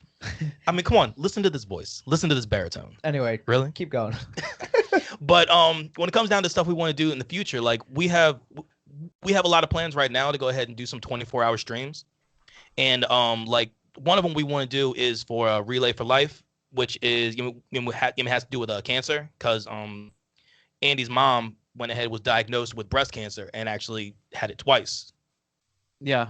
She was diagnosed a couple years ago. Went through chemo, went through all that, and it recently came back about 8 months ago. So she went through chemo a second time, just had surgery. Everything's, knock on wood, looking good right now. Yeah. But yeah, so that's definitely something we'd like. So to it is something that is very, very close to our hearts. You mean going ahead and trying to help contribute. So we want to go ahead and do a 24-hour stream, and the proceeds would go ahead and go to Relay for Life. And another one that we would like to do, I mean, I know Anthony actually Anthony and I, we kind of grew up the same way. You know what I mean? Yeah. I mean, basically living below a certain level. I mean, poverty-wise. Yeah, so below that threshold. Yeah. So I mean, for us when we were kids, I mean, our parents were the working poor, Yeah. and going ahead and having like that, like during like Thanksgiving, I used to get bags of food delivered to our house before Thanksgiving, so that way we could have a Thanksgiving. And a lot of places that do that are, like, I mean, around here, the one big one's called Phil Abundance, and every year, the radio station that I love listening to, WMMR 93.3, they always do a week-long charity thing to go ahead and raise food and money and everything else to go ahead and, I mean, help Phil Abundance, because like what they raise, like last year they raised almost 2 million pounds of food and like $500,000, which, I mean, they are the number one single source donation event of the country.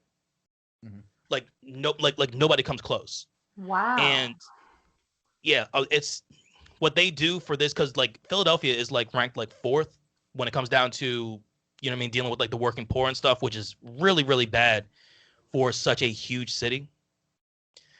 So we want to go ahead and do another 24-hour stream, and I want us to go ahead and have the benefits go to Camp Out for Hunger and Phil Abundance, because I mean, I want us to just always do stuff that's close to us. You know what I mean? Give me there's a reason behind it. Yeah, helping out the local community is a big thing. Yeah. So Yeah, we're gonna get that in the works soon. Yeah, because like last year, right before, we were in the works of setting something up before COVID. You know what I mean? With a few other local podcasts in the area, of like all of us just doing this, like one day we're all running through all of our podcasts would just run back to back to back, and it would just all be streamed. All of it would be to go ahead and benefit, you know what I mean, the local area. But due to COVID and everything else, it kind of went ahead and threw it all to hell. yeah. Well, I'm so sorry, Anthony, about your mom. That's Andrew, I'm sorry, yeah. Andrew, I'm No, it's sorry. fine. Oh yeah, no, I appreciate it. She's a trooper, man. She's a trooper. Yeah, she is. Yeah, I mean, she's all of our mom. Yeah, and like, that's Wendy accurate. is She's awesome. definitely like she's our mom, all of us. But Oh, you know, I think that's awesome that you guys want to get into philanthropy more, and I wish more people would realize how humble they should be, because you don't know what anything could happen to anybody at any point in time and knock them off their feet. Yeah, I mean, I spent my entire childhood living in apartments. You know what I mean? You mean going from place to place every few years. Like, I've been in my house now that my wife and I have for 8 years. This is the weirdest feeling for me, not having to pack things. Like, it's just it's just one of those things that's just weird for me, because I'm so used to it. We talk all the time about how fortunate we know we are, and how Yes. many people are out there that wish they had what we have. So, I mean, anything that we can do, especially we're doing stuff with video games and stuff we love to do, anything that we can do with that can then generate money for people that need it. I mean, that's yeah. I mean, that's the goal. the fun logistics is trying to figure out how we're all going to go ahead and work this 24-hour stream, because it's going to be wild. Like I said, for a good cause, I already got my wife to co-sign it. I can stay up. I tell myself I can stay up for 24 hours. I think I can do it. So Wes, you're gonna do about 20 hours, and then Andy will do. 2, and then you do 2. Oh, yeah. All right, I'm game. Okay, let's go. So are y'all Yeah, we're more gonna- morning people, evening people? I'm definitely the evening person. These two are definitely more morning people than I am. I like the mornings. Like I'm still at the age where, like, Dog, to me you 9 are- o'clock is morning. I'm gonna smack Them this like dude. 5 a.m. is morning. So Not by choice. no, I'm just saying. Not by choice at all. I mean, if I had to get up as early as you guys, do you for love work, I though how probably he would too. says, "I'm still at the age"? Like, dog, how old are you? Come on. 32. Yeah, I mean, I am the oldest out of the bunch of Yeah. us, so. but still. Yeah. You're 2 years younger than me. I'm at the age, dog. We are all the same age. You Yeah, you're just right. choose to be lazy. Yeah, you're right. Oh, He's got a point. Yeah. Your work lends itself to it. Yeah, I got a 9 to 5. What do you want from me? Yeah, fair. You mean you don't want to get up at 4 a.m. and go run a lap or two? Oh yuck! I don't even do that. No, I would rather run like I at love night before fitness. bed. Blech. I would rather run at like 1 a.m. No thanks. It's weird. Like I would rather stay up until 3 a.m. than wake up at 5 a.m. Oh no, yuck. But I mean, look, my kids wouldn't allow that for me anyway. Yeah, me neither. I was up at 7 this morning. that So that could change for me in a couple months too. It's going to. It probably. You're gonna be a 5 o'clock guy like us. Oh Well, my look, gosh. yo, I've already said before, dude. Yo, the first literally the first 6 months at the minimum, you are useless. Oh, I know. You are absolutely useless. I'm here for moral support. Yes, Play as many video games as you can and be there morally. yes. Be like, babe, you need me to grab you something? No? All right, text me if you need me. That's it. And Disappear. Just disappear. She So will you be mean, happy. you mean useless because usually the mom likes to be left alone? I Or- mean, useless Like as in- biologically, like as long as the baby can breastfeed and all that, really doesn't. Just needs his mom. I mean, know what like, so, like- not that I don't want, not that we don't want to be there, but it's like if it was just me and the baby, that baby would probably not survive. with the mom and the baby, you can survive for like the first 6 months without even eating me. I mean, look, I have 2 kids. One is breastfed, one was not. You know what I mean? So yes, if the baby is not breastfed, the father is much more involved because then the mom can sleep at night. You know what I mean? And then you can handle the bottle duties. Yeah. But when I said it, obviously I say it in jest, but I meant it more as in if the baby, if lucky enough for Alex to go ahead and be able to breastfeed, then the baby basically all you're there for is burping and then doing like Diaper duty. doing diapers. Solid diaper dad. Yo, I can change a diaper like a son of a gun. Let me tell you. Yeah, wait till they're 18 months and they're just literally squirming like crazy, dude. Like, yo, We'll have this conversation then. yeah, we will. All right, touche. Oh, how many times a day do newborns have to have their diapers changed? Newborns. Yes. It could happen. I mean, almost double digits. Almost Wow. like anything like 8 to 12, I think. Yeah. Because I mean, look, if it's a boy, a lot of times you can kind of just let them sit a little bit. You know what I mean? It's not really going to do anything. But if it's a girl, you know what I mean? You gotta make sure you get everything out of the cracks and crevices. I feel like I'm gonna try to front load all my diaper changing, and so like I'll take him for the first year, and then after that you take him the next year. Oh my god. Good luck with that. It's not gonna work. No. It's not Oh, gonna- and then there's potty training. Yeah. Good luck with that one too. Yeah, good luck with. Well, we learn.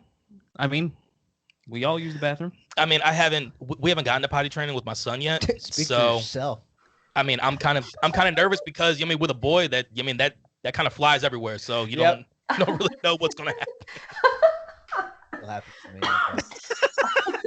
Just this is funny. I have godchildren, and when they were babies, I would change their diapers, and I was checking the diaper for one of them, and just like, oh, I think I smell something. Let me see. And when I pulled open his diaper, I got a little present on my fingers. That was fun. Oh, Well, that's why you learn to pull from the side.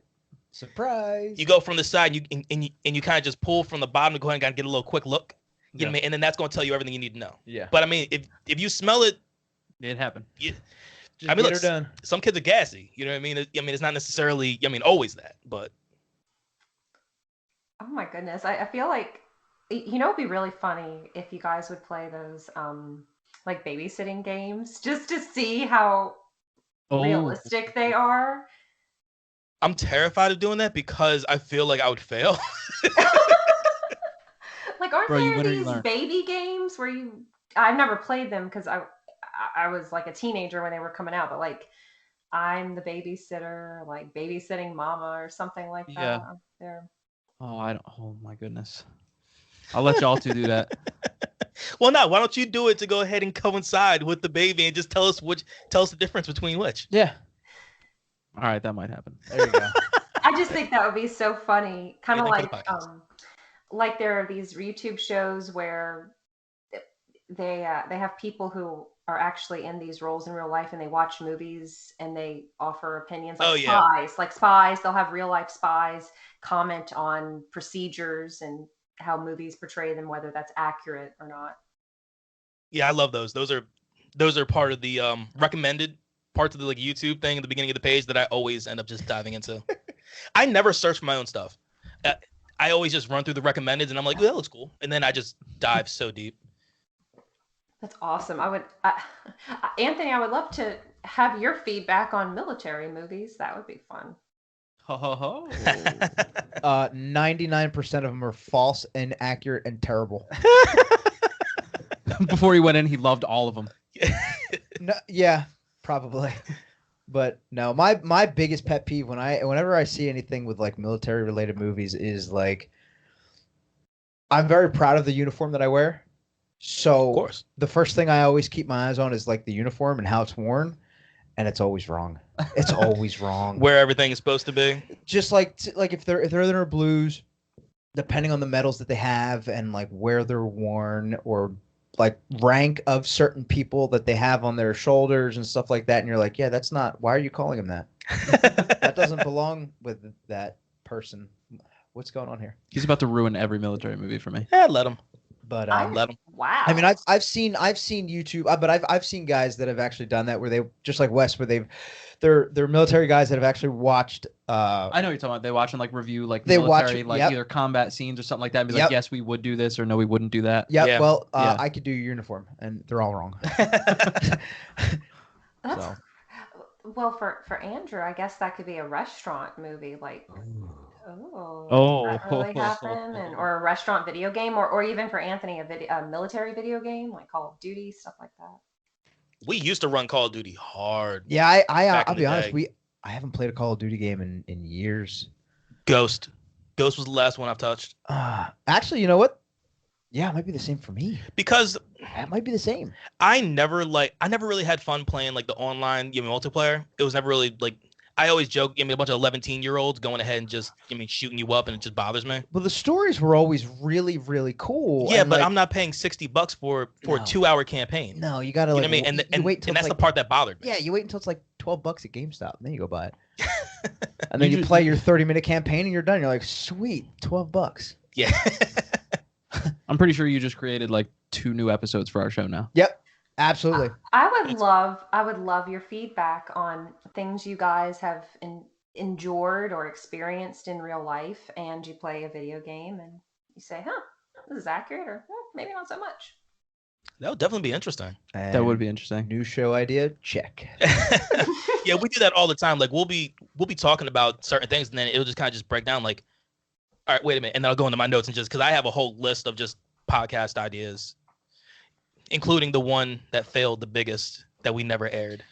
Yeah, we still would like to put out an episode catering to a first-time gamer, someone who is just Newbies. getting into video games, literally I for the very remember first that time. episode. We tried to do that, and we recorded it.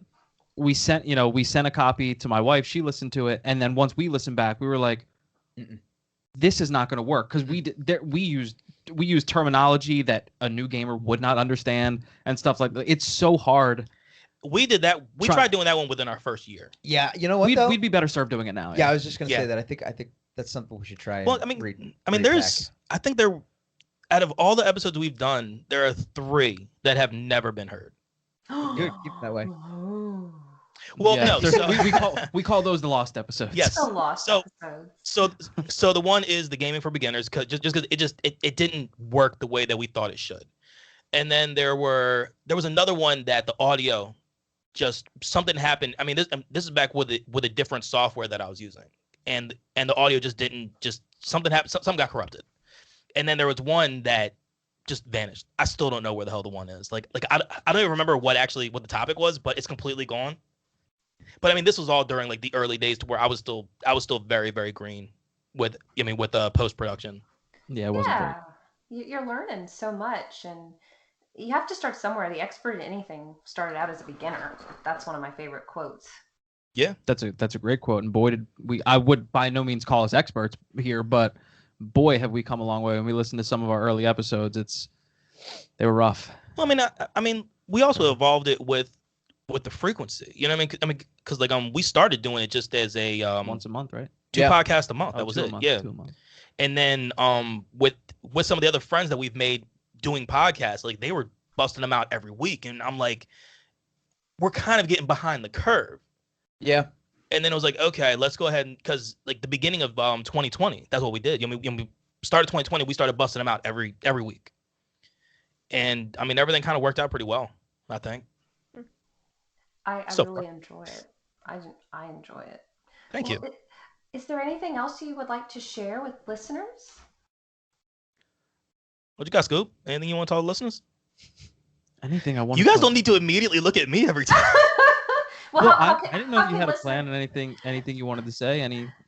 I haven't planned anything with what I've said so far. Look, today. man, we know you like to talk, so we just look at you first, and then we just feed off of you.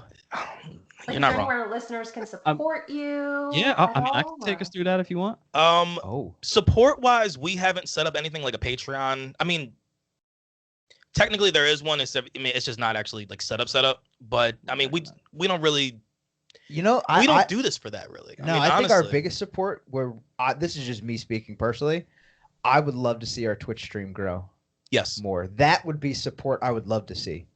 Yeah, that's Social media is great and all, but come check us out while we're playing video games.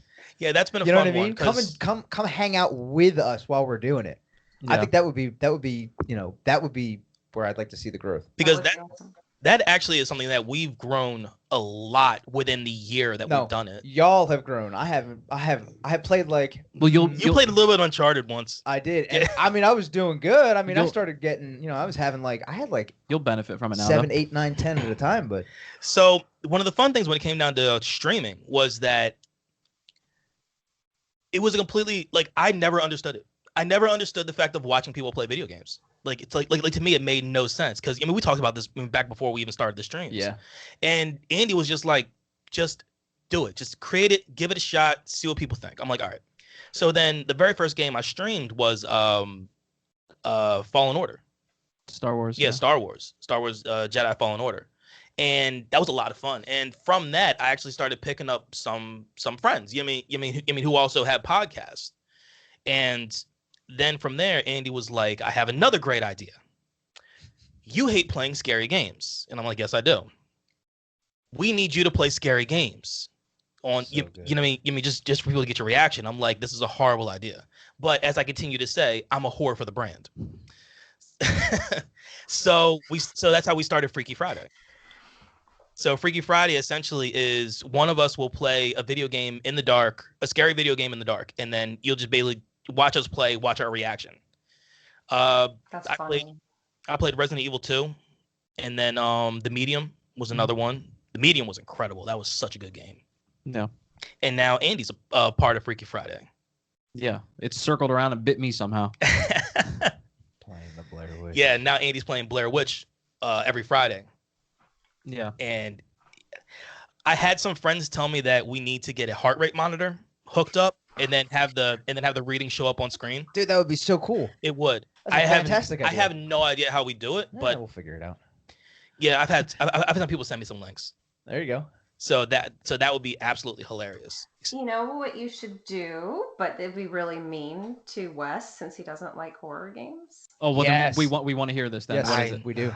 There was, or there is, I should say, in Baton Rouge, Louisiana, there's a place called 13th Gate, which is like a walkthrough horror Yeah.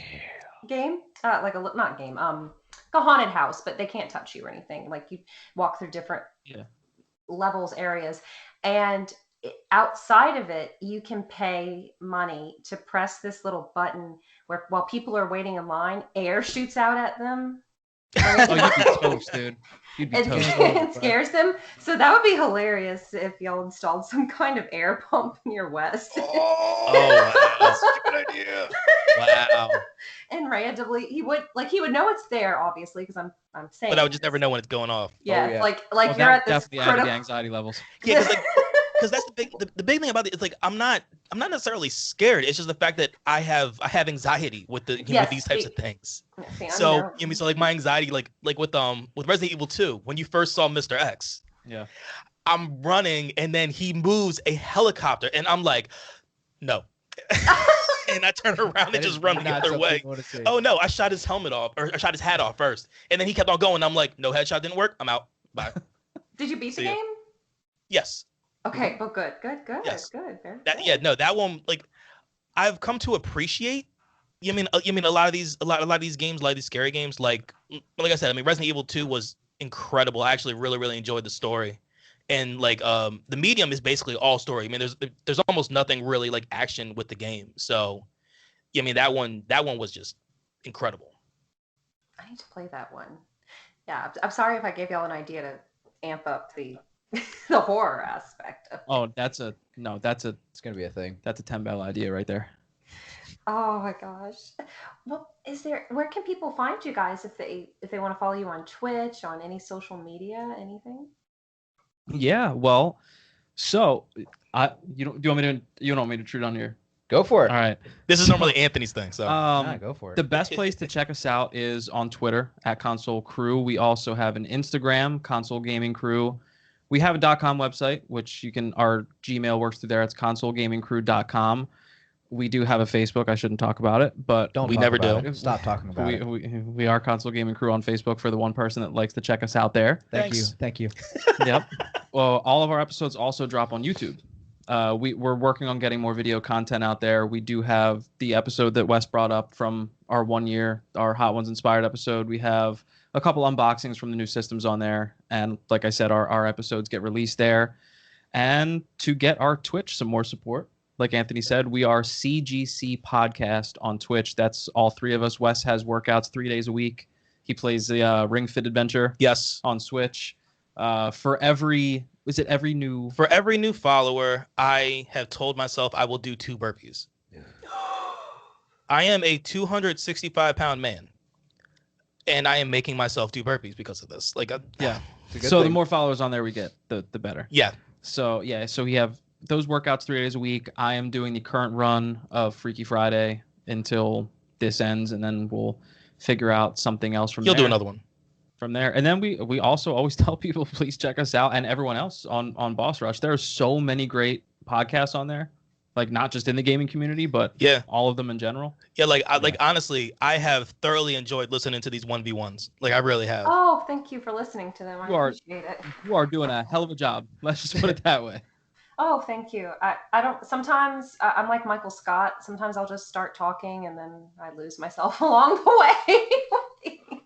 No, this has been among like the most fun things we've done here so yeah, far. like this is great. I mean, this is definitely a first for us. Like, normally we just talk about things because it's related to the podcast. We don't normally talk about ourselves really. It was strange showing up here not having researched anything. Yeah, that was a little weird.